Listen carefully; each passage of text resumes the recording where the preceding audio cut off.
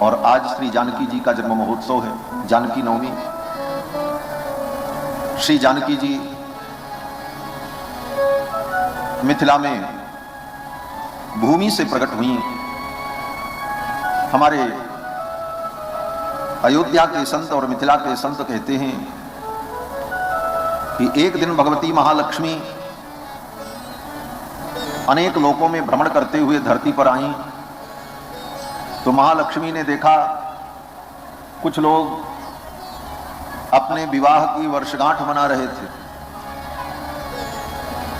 लक्ष्मी जी ने विवाह की वर्षगांठ का उत्सव देखा तो लौटकर जब वैकुंठ गईं तो जाकर के भगवान से कहा, प्रभु हमारे आपके जीवन में सब प्रकार के उत्सव हैं, आनंद हैं, लेकिन हमारे आपके विवाह की वर्षगांठ नहीं मनाई जाती।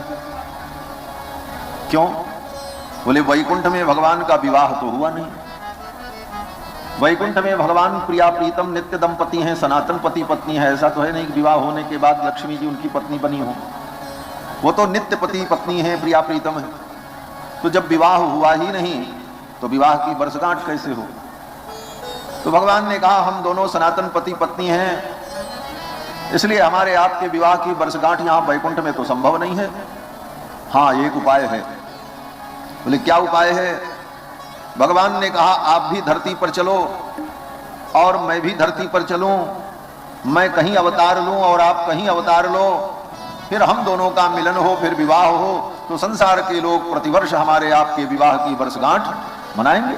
तभी ये संभव है, वैकुंठ में तो संभव नहीं था। तो लक्ष्मी जी ने कहा ठीक है।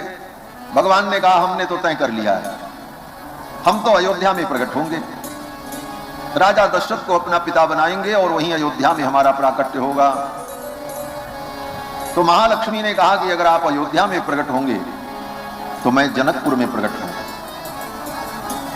चलेंगे दोनों साथ, लेकिन आपके प्रकट होने के 6 वर्ष बाद मेरा प्राकट्य होगा।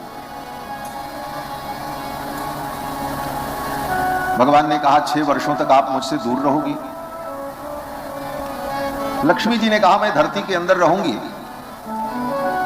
मिथिला के धरती में रहूंगी, और आप अयोध्या में प्रकट होकर के जब बाल लीला करोगे तो 6 वर्ष तक धरती के अंदर रहती हुई, धरती के अंदर से ही भीतर भीतर अयोध्या की भूमि में आकर के आपके चरणों का स्पर्श करती रहूंगी और आपकी लीला का दर्शन करती रहूंगी। जब तक श्री जानकी जी का जनकपुर में प्राकट्य नहीं हुआ, तब तक श्री जानकी जी दिव्य रूप से पृथ्वी के अंदर विराजमान होकर अयोध्या के राजमहल में ही भगवान जहां खेलते वहीं धरती के अंदर नीचे से ही भगवान का दर्शन करती और भगवान का अनुभव करती। निरीक्ष स्वात्मीय मुखार विंदम सीतेव स्वालिंगन भावम अश्नुते। श्री मधुराचार्य जी महाराज कहते हैं कि भगवान दशरथ जी के आंगन में जब खेलते तो दशरथ जी का आंगन मणिमय, और उन मणियों में राम जी को जब अपना प्रतिबिंब दिखता, लोग तो यही समझते राम जी को अपना प्रतिबिंब दिखाई पड़ रहा है, लेकिन वो प्रतिबिंब नहीं, स्वयं श्री जानकी जी धरती के अंदर से भगवान को देखते।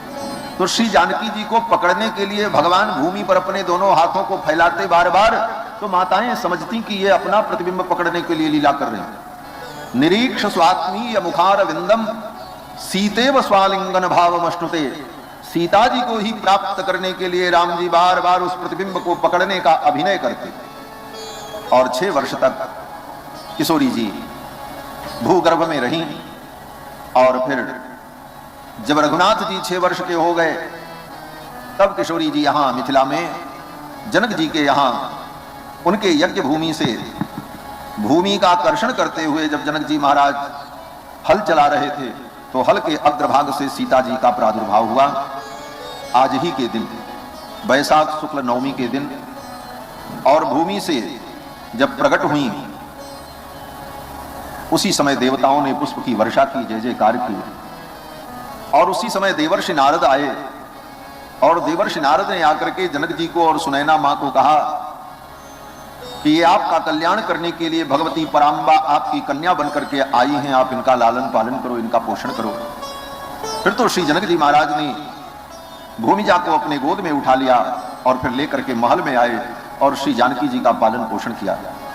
जैसे अयोध्या में भगवान प्रकट हुए, भय प्रकट कृपाला दीन दयाला कौशल्या हितकारी, उसी प्रकार जनकपुर में श्री जानकी जी प्रकट हुई, भई प्रकट कुमारी भूमि बिदारी जनहितकारी भयहारी, अतुलित छवि भारी मुनि मनहारी, प्रकट कुमारी भूमि बिदारी जनहितकारी भयहारी, अतुलित छवि भारी मुनि मनहारी, जनक दुलारी सुकुमारी, सुंदर सिंहासन तेहि पर आसन, कोटि उदासन तुझकारी, सिर छत्र विराजे सखी गण राज निज